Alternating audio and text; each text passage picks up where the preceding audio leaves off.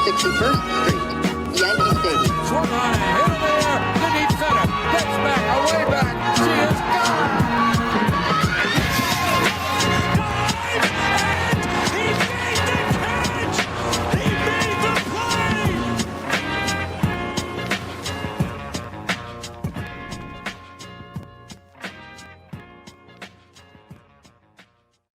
All right, weighing in at 220 pounds, playing for the New York Yankees. Don't know where. We'll talk about that. Standing at 6'2", born December 3rd, 1990, age 30 years old. Honestly, that's a little older than I thought he would be. He's 30? Yeah, I didn't know he was that old. But hailing from Palatine, Illinois, Palatine, formerly 10th round draft pick by the Colorado Rockies. He's one of those players that, you know, we stole from the Rockies.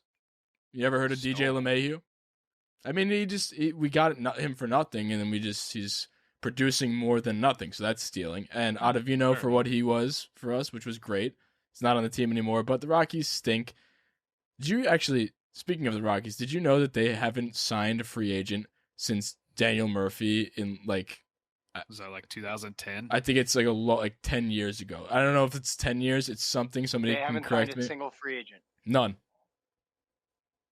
So what does that mean? Like signed a new free agent. They're not trying. Honestly. Like if you give that little of a shit about your team, just fucking you should be, if you don't sign a free agent for 10, 11 years, you should be forced by law to sell your team. I stand by this. And Garrett Cole would back me up, he said in his opening press conference. And clearly they didn't care about Mike Tauchman, the sock man. And he's a New York Yankee. So Mike Tauchman, before we get going on Mike Tauchman, like deep dive on what he can do for the Yankees, over-unders, yada, yada, yada. Do we like the nickname Sock Man? Because I don't. What else do you want to call him? I want to find a different name for him because, I mean, I've said before this is going to be a nickname podcast, and there are a lot of, like, there are not a lot of good nicknames on the Yankees. There are not really any. Name the good nicknames on the Yankees. Bad. If you're trying to replace Sockman, I don't think you're going to find anything much better for like a bench bat. If you're spending, honestly, more time trying to come up with something more creative, I don't really think he warrants that. But Sockman's not bad. I don't hate it. All right, I'm not as mad about Sockman. I mean, first of all, a bunch of players on the team don't have nicknames. So that's what I was saying. But, like, there are not, like, Judge doesn't have he's the Judge. Like, how creative. You use his last name. You don't really need, like, you only get a nickname from a name that warrants a nickname or unless they, like, do something. If you could think of a new nickname Gardner, for Judge Hardy. if you can think of a new nickname for Tauchman right now on the spot, what would it be? 3, 2, 1, go, Kev. Talkie. Oh, that's awesome. 3, 2, 1, go, Chandler. I'm going to play off that. I'm going to go with walkie-talkie. He doesn't walk often though. That would have worked if he walked like what a mouthful Hicks. That is though. Yeah, but if he were like Hicks, that would work. If he was like if he was walking a lot, I'd be like, ooh, yeah, walkie-talkie, bam. I mean, his on base percentage was over. Walk it like I talk it. Walk it like it. What's that song? That's exactly what you that's just the said. one. That's what it's called. Yeah, it's called Walk It Like I Talk It. Literally called like Walk It Like I Talk It or Walk It Talk It. Thinking about the Yankees now, why none of them have nicknames is because so many of the names are one syllable or like effortless to say, like Gio or DJ or Judge or Glaber. That's an out there enough name where you're not going to give it a nickname. Cole, Gary, like why would you nickname them? I'm 100% in agreement there. I think we're pushing too hard for nicknames. Some people warrant a nickname, like JMO. That just rolls off the tongue easily. JMO's cool. That rolls off the tongue. But if you're trying to come up with one for, I mean, even Gary's got a nickname, honestly. He's like Kraken. So. Yeah, but I'm not like calling him that. I don't like Kraken. Yeah, I'm just saying, let's keep our ears perked for opportunities for new nicknames because a lot of people on the Yankees don't have any nicknames. We're going to be a nickname pod. We'll do like a little award ceremony for best 161 nickname at the end of the year. So that's just what I wanted to keep. With you right now, I want to throw out there on the whole Judge thing. The dude has an entire section of the stadium named after him. Yeah, I didn't say anything about that. I'm talking about his nickname, and that's it. I'm not. He doesn't need one. He's built his whole thing off the Judge and Judge's chambers. Why are you going to throw that off? Literally, it doesn't throw anything off. It throws everything. No, off. but his brand. separate nickname, they don't call him Judge as a nickname. They call it because it's his name. They call him, like, the only nickname I've seen on his player's jersey was BAJ, and I think that stands for Big Aaron Judge, which is so stupid. I His digress. entire brand. Yeah, I know. So Mike Tauchman. So I honestly see I don't know. What do we see as, before we get into what he's actually going to do, before I say that, I just wanted to bring attention to the fact that Mike Tauchman was briefly the best Mike T in baseball for a month. So just for those that didn't forget about that, he was hitting ridiculous for a month, and his stats were better than Trout for that month. Obviously, that's a joke. He's not better than Mike Trout. He's not the best Mike T in baseball, but he was playing damn good baseball. Offensively is the key thing, and that's different from what we expected out of Mike Tauchman. Yes, he's a lefty bat. That was huge to begin with, but he's always going to play that great defense. But he ended up playing good offense too. That didn't last. Yeah, you said offensively. I was going to say, I mean, the one thing he's on this team for now, if he even makes the team, is for defense and for speed. I mean, you're not bringing him as a offensive replacement for anybody in the outfield.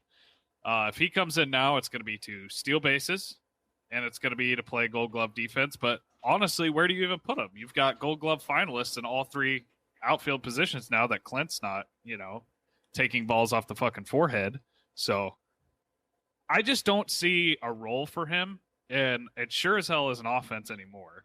I mean, Yeah. shoulder injury, whatever you want to call it. I still take Jay Bruce as a bench bat over Tauchman any day. Defensively, he's not that significant of an upgrade. I mean, are you going to play him over Brett Gardner? Over who? No. Exactly. I mean, you have three outfielders to replace. You have Judge, who's been a Gold Glove finalist. You have Hicks, who's been a Gold Glove finalist. And you have Frazier, who's now been a Gold Glove finalist. The only one there you would replace is Frazier, and if you're going to replace him, you're going to replace him with Gardner. Mm-hmm. Tauchman serves no purpose on this team anymore, and that's Yeah. not to shit on him. It's just, I mean, that's just true. I mean, think, yeah, like we've I said with any agree. episode, though, like, injuries happen. Exactly. So Oh, that's yeah. all he is now. I think he's just an injury guy. I mean, I think personally, if he keeps playing the way he is, because I think right now he's the favorite to make the team for that fifth outfield spot. I personally think that there's a higher upside to Dietrich or Jay Bruce, just because they're all lefties. Like they all do the left-hand thing at Yankee Stadium. So is Gardy. So if we're gonna bring 5 outfielders and we're deciding between 4 lefties for that 4th and 5th spot, like Gardy's gonna make the team just for locker room purposes, if not anything else.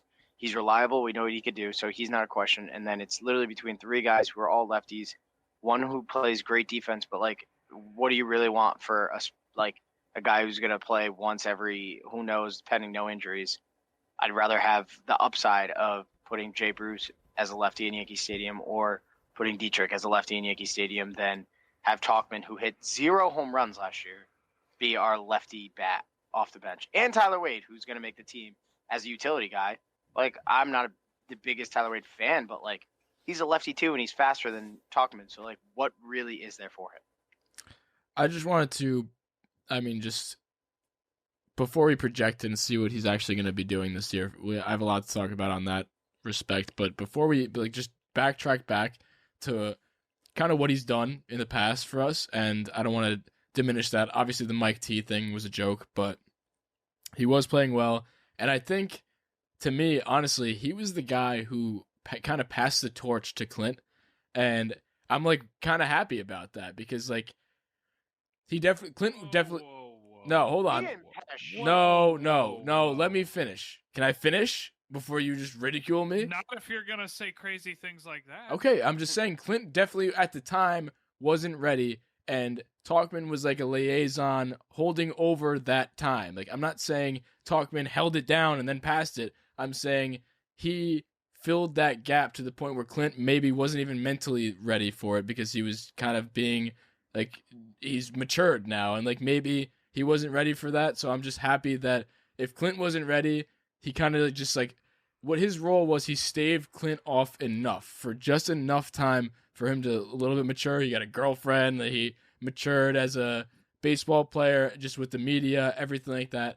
And I think if Tauchman doesn't exist, maybe there's a world where Clint isn't on the team right now because maybe Clint plays well and it gets dealt, or maybe he's bad and gets dealt. So Tauchman's a really interesting person if you believe in string theory.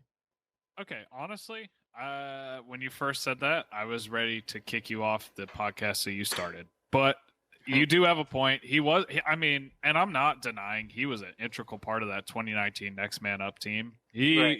What was he like? Next man up He was team. like, exactly. He was like a 277 hitter, I think is what it was. Yeah. Yeah, something like Which, batting averages and everything, again, like all these baseline stats, it's a snapshot. He was good, and he had that big robbed home run against the Orioles, all that stuff. He was a damn good player for a month or two. And like I said, I'm not shitting on him by any means. He just doesn't have a defined role like a lot of guys on this team. And as it sits right now, like Kev was saying, like I said at the beginning, we have a defensive guy in Brett. And then the thing you're looking for now is a bat off the bench. And it's going to be a power bat. You don't want a guy, you're down a run. You're not trying to draw a walk. You're looking for the guy who can catch lightning in a bottle, hit a home run. That's Jay Bruce. That's Derek Dietrich. That's not Tauchman. So, yes, you're right in a sense, but I think that was a flash in the pan. I don't think that's anything for longevity with these. I agree. I'm not saying that he's going to do that. I was just saying it's no. It's Okay, interesting to note that if Tauchman doesn't exist, if we don't get Tauchman from the Rockies, maybe there's a world in string theory that Clint isn't on the team. I truly believe in string theory. Everything happens for a reason. And okay, you could say the same thing about like Adam Ottavino. Why? Just because like if string theory, the butterfly effect is literally if one thing doesn't happen, everything. In What the does world Ottavino have any relation to? Darren O'Day. doesn't. Darren O'Day. It doesn't. I But, get. like, We're not I'm talking about that. saying- I agree, maybe that, but like we're not talking about that. I'm talking about But this. Mike Tauchman was literally a fever dream. That's what he was. He did really well for I like such a hate short fever period of dreams. time. But like his role was never like, yeah, you hold this till Clint Frazier's ready. He full blown was trying to be a starter. That's not what Like, I'm he did not saying. think I'm he was a saying. placeholder. I'm saying that he was trying, but as a whole, when you read the situation and you just look at what happened, he kind of just staved him off for long enough. He was trying his damnedest, obviously, but he kept him down for long enough to the point where Clint is now ready to be a full-time starter. I think if he came up just early, like let's say he won the starting job at that time, I don't know that he was ready mentally to be a starter. And that's all I'm saying. And if he had been playing well, he could have been traded. He wouldn't be on the team. If he was playing bad, Sure. he may also not be on the team. That's my way of saying it. Sure. I have a okay, question. so for that we say thanks, Tauchman. Bye, Tauchman. I just have a wanted to question. say like, hey, this is interesting. I wanted to bring it up. No, Sorry, sue me. I don't know. Do you think his 2020 performance? He just came out like a week ago talking about his shoulder problems or whatever. I think it was shoulder problems. Do you think that is the issue, or do you think 2019 was a flash in the pan, or do you think it's a mixture of both? I think he played out of his mind. Like I think he's. Yeah, I think I'm saying, do he's you a solid think that? ball player? Like he's not bad, but like. No, he's- I'm just saying, do you think I guess the better question is, do you think 2019 is the real Mike Tauchman and 2020 was a fluke because of injury? Or do you think it's the other way around? Like the injury is just an excuse to mask the shitty performance? I or think if he's he's somewhere actually in the that middle. 2020 player? I think he's somewhere in the middle there. Like he has a nice swing, like a sweet lefty swing that could succeed in Yankee Stadium. But like he's not a power hitter. He gets on base well, he walks, and he's a good guy to have on your team. If he's a starter for a lot of teams probably. But like he doesn't have anywhere near the upside that Clint Frazier does. And I know you're not asking that. I know you obviously know that, but I think that he's somewhere in the middle there. Like nothing crazy, but definitely a solid baseball player. You guys mentioned it before, and he's one of those Yankees that were like the next man up replacement Yankees. And in 2019 and 2020. So when you look at the trends and you read the tea leaves, who's to say that's not going to happen again? So he very much could be an extremely important Yankee. You guys were saying like, yeah, he's kind of our last man on the totem pole right now in terms of the outfield, and there are better people ahead of him. If you were picking a pinch hit bat, if you were picking a fielder, whatever it may be. When Hicks inevitably goes down for some time, he's going to come into play. You gotta stop saying all these things are inevitable. They are. They're not inevitable. They are. I'm trying to. I hope they don't happen, but trends will tell you. Like history repeats itself all the time, and Somebody getting it's hurt 2 is years in a inevitable, row. but, I like, know Aaron one of Hicks is them. not.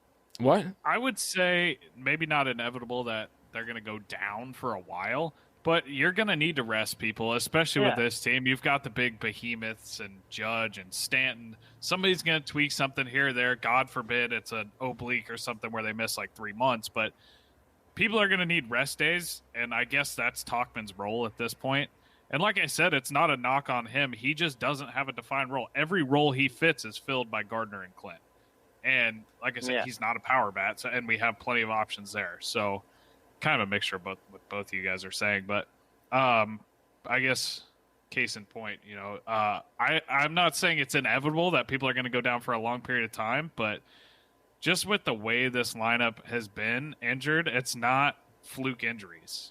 People they re-aggravate muscles and all this other shit. They pull a hammy, stuff like that. I think he'll get time on the major league roster. I really do, but I don't think For it's sure. going to be a significant impact. Well, I genuinely do believe that I think that they're going to take him over Bruce and Dietrich. I wouldn't if I were them, but that's why they're in the front office and I'm not. But I genuinely do believe that he's going to make the roster. I think Bruce is. He's going gonna make the roster. I don't think he will. No, there's like a big question. It's like he's like the last spot right now because I think that Tyler Wade is almost a lock. I disagree Tyler on that Wade. too. This is neither here nor there. Let's just talk about Tauchman. We'll inevitably it all see comes what. into play. Yeah, we'll see what happens. There's nothing we can predict. We're talking about 26th, 25th, 27th man on the roster, so that's not up to us. We'll see. We'll talk about it, but we'll see what ends up happening. It is close, and it honestly depends how many pitchers they hold, how many like bench bats they want. Do they want more defense? What do they favor more when it comes to all those things? But we kind of briefly touched on it. He had a 127 OPS for us in 2019, which if you're new to OPS plus, that is, 100 is average, so 127. He's 27% better than any hitter in the MLB. So that's pretty good. But then he had an 83 OPS. You got to let me talk sometimes because there's a plan. There's a purpose for what I say. So then he had an 83 OPS plus in 2020.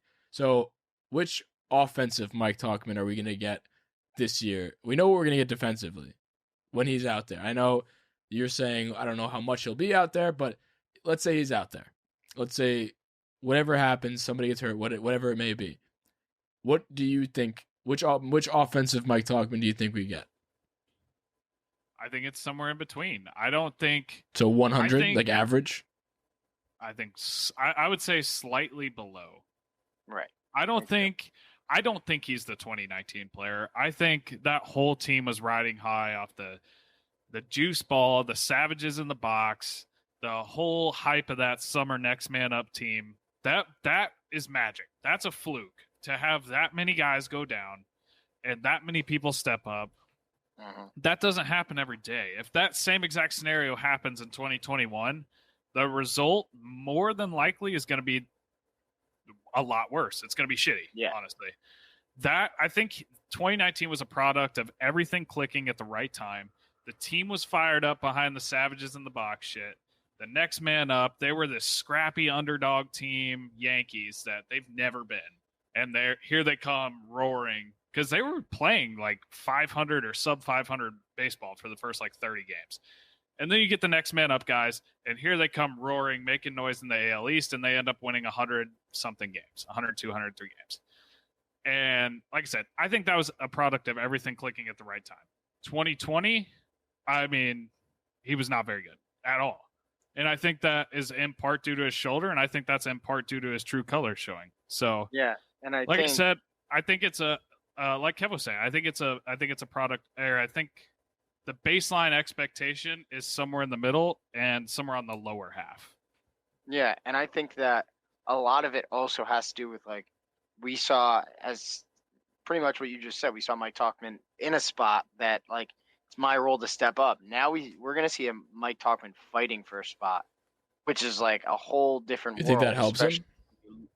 No, I think it's going to hurt him because the guys that you're fighting against, you have two of the best, well, one of the best players in the league, one guy who has tremendous expectations and another solid player that's been signed for another money, and then another guy that is like the heart and soul of our team. Like that's a lot of pressure to be under, especially when you're fighting for a fifth spot. Like I don't think that it's gonna be like he's not gonna get that everyday play time, which is like I don't think we're gonna see him that much at all. But when we do, it's like trying to do too much is a way to think about it. Like they're all professional baseball players, so like I'm not gonna tell you what they think when they're in the box, but I think that not having a role where it's obvious that he's gonna play every day, I think it's gonna make him play more tense and play worse. I mean, we don't know what's gonna happen, so it may be that he doesn't get many opportunities at all. But I think that the Tauchman we're gonna get is exactly what you guys are saying. If he's about a 100, if you could pick somebody when you look at OPS and you say like 100 is average, I think we're looking at Mike Tauchman to be that guy. To like, okay, who's better than Mike Tauchman? Who's worse than Mike Tauchman? Which is great when you have a guy who can be that good defensively, and I mean, if you can hold your own with the stick in your hands, it's whatever. It's fine. Like it's literally that's why he's not a runaway starter. That's why we're not talking about him being in center field or being in wherever. So, but like one thing I thought was interesting that we talked about with Clint, and I'm not sure if it was any other players, but when you look at it, Baseball Reference is projecting him to have 379 plate appearances, 12 home runs, 50 RBIs, and 1 triple. So when I looked at that, light bulb went up in my head is the thing I've been looking for this year. Which Yankee can hit for the cycle? I think Tauchman is in that conversation as one of the Yankees that can actually hit for the cycle. I think Clint is my favorite to hit for the cycle, and he almost did it last year on several occasions. I think Tauchman is my maybe not number 2, but he's definitely in there. So what do you guys think?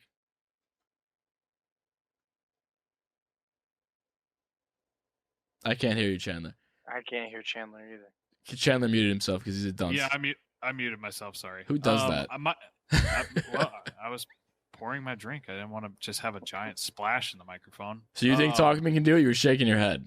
No, I think my number one. Well, I think he can. Anybody can, especially. No, not anybody can. That's a difference. Anybody that's fast can. Okay, let me finish my point. There's not many of those on the Yankees. Is my point. I think Hicks is the favorite. You said Tauchman or Clint's your favorite. I disagree. I think Aaron Hicks is the favorite to hit for the cycle. I think Clint can. Tauchman, I don't know if he has the pop. Like I feel like the home runs are too few and far between for him. I mean, what do you say? He hit 0 home runs last year. He won the other day. 0. He won the other day. Okay, is that 2020 in a regular season game? No, it's 2021, which is more relevant. It's spring training. I don't care. He hit the home run. I'm just saying. Yeah. So congrats, you hit it against 17-year-old. Like a cycle is random like that, though. That's why this is nothing to do with like, oh, you have to be Mark McGwire and you also have to be like Byron Buxton. You like also no. have to be playing. Okay, this is saying you have to have natural pop. Like people that hit for the cycle they're not somebody that's hit 1 home run a season. If just play ratios. You're a math guy. You have a CPA, as you have let us know as we've gone throughout the show. Think about this. A guy that hits 5 home runs in a year. I don't boast about it. Get the fuck out of here. You're making me look like a douchebag. I know. I just want to fuck with you. But so a guy that hits 5-10 home runs a year, he's got 5-10 chances at the cycle. That means at every game he hits a home run, which is very few. You know, like I said, he doesn't have a lot of chances. Cycle's so random, though. I'm just saying, and I'm not. I mean, I agree that when we're talking individual, like the opportunities, maybe not. But I'm saying you throw one guy in one game, who has the best chance to get the cycle? I'm putting him probably third behind Clint and Gardy. Why not LeMahieu? Why can't LeMahieu just hit a ball in the corner? LeMahieu's not as fast enough to hit a triple. You don't need to. You don't always need to be that fast. You need to be luckier. The ball just goes the right way. Yeah, but if you get lucky, but you're also fast, your odds are increased. You get the luck factor, and you get just like you're fast. I think I take the guy who gets hits more to also hit a double and a home run the same game that he hits a triple. So what's your hierarchy of cycle people? What do we call this? Cycle watch. Your number 1 through 4. 1 through 4, Kev, go. I'd say Hicks. Yep. I'd say I'm gonna go DJ 2. Hicks looks a little thick recently, though. Like, you think that plays? Like he could leg out a triple, and I'm gonna go Hicks Judge is 4. yoked. Hicks is a little heavy. I don't know. Hicks is yoked. That's not heavy fat. That's heavy because Hicks is Okay. fucking shredded. Maybe I'll go look into Hicks, it. DJ. I go Hicks, DJ, Judge, and Judge. Judge. Yeah, Dude, he's a dude, big guy. he takes 40-foot strides. Yeah. And then See, I wouldn't pick Judge. I wouldn't pick Flynn. Judge because I don't think the third base coach is sending him because of fear of injury. Okay, do you think the third base coach makes the decisions on when Judge is running? Yes. Judge is one of the faces of baseball. If that big bitch wants to go to third, he's going to go to third. You're going to tell Judge he can't run? Likely. Yeah, it's just so much more likely than I feel it. Plus, just think about the balls that Judge hits. Judge hits balls 116 miles an hour. That shit's going to ricochet off the corner, take some funky ass That hops. doesn't always play well for triples, though. Like, hitting it too hard, hitting it slow in the gap, that, I don't know. Okay, but hitting the laser beam that ricochets off the wall and takes a funny hop, and now he hits a ball down the line, kicks off the corner, now it's in center field, and everybody's just sitting there with their thumb up their ass, and then Judge is standing on third, like, haha, fuck you, and then obviously he can hit a home run. Yeah. Obviously he can hit doubles. Obviously he could get base hits. So, yeah, I think you're not putting enough value into all 4 of those things needing to happen in the same game. Like, who's most likely to hit balls really deep in the same game? Yeah. Like, Tauchman, yes, he has the ability to leg out a triple, but so do, like, a lot of people if the ball goes the right way. But what are the odds that Tauchman is going 4 for anything with a double and a triple in the same game that he's hitting a home run? My point is, it's just so random that I think, like, when you see people who hit for the cycle, like, it's not Mike Trout, it's not Yelich, it's not whatever it is. It's the random fucking guy. And I think Mike. Bad example. But you know what? The sentiment's still there. You're losing this argument, Rella. You're falling further and further behind. I'm just thinking, the majority of the time, I feel like I see a cycle. It is a random guy. It was Scooter Jeanette or something. Like, I think he has one. Like, you know what I mean? Like, let me ask you this. Home runs in one game. That was that. Yeah, that was what that was. When it comes to chance, do you want to take your chance on Judge legging out a triple when he hits 50 home runs a year? He's got 50 chances to leg out a triple, theoretically, for the cycle. That's a fair point. Or would you rather take the guy who hits 10 home runs, 11 home runs, and leg out a triple in those 10 or 11? My question was in one single game, though. Odds. Well, I understand that. I'm just saying, numbers-wise, ratios-wise, it makes more sense that the guys that have more pop substantially have a better chance. I'm gonna stick with my guns here. Clint's my number 1 still. I'm gonna put him as number 3. That's still behind Gardy, who people think that I hate, which I don't. But no, if you don't think Gardy should start every day on every single team when he's 65, apparently you hate him now. So yeah. So speaking of those fellas, to round this out, who do you think is the fastest person on the Yankees? Because I think it's people think Wade is faster than he is. Wade. There's Wade, Gardy. Do you think Tauchman is in there too? Tauchman might be second, but I think Tauchman's got like that football player body, athletic. Like, I feel like he's got some speed in the tank. I think out of people that have a shot at the major league roster, because there's a couple guys in the minors that have true like 70, 80 grade speed. Out of the guys that have a shot at making the major league roster this year, I think it's Tyler Wade, hands down. Yeah.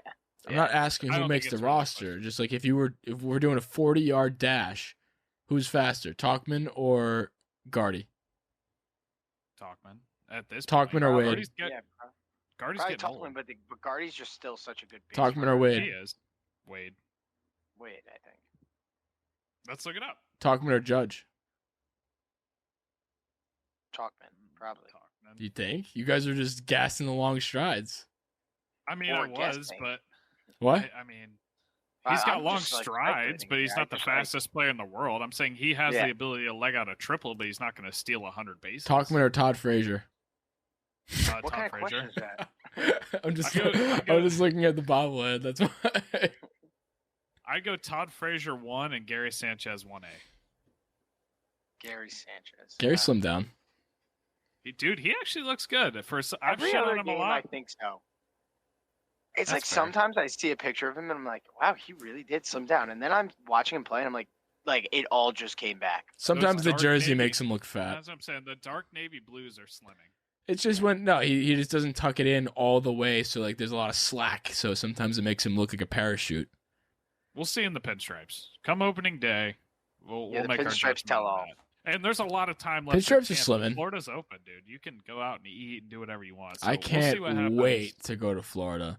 I've been locked in this apartment for God knows how long.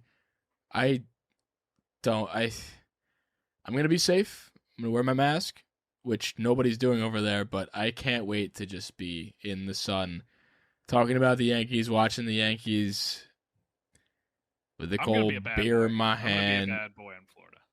cornhole, the whole nine. Tauchman. Mike Tauchman. See you guys later.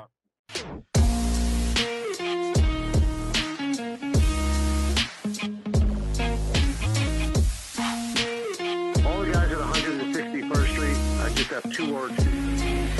See ya.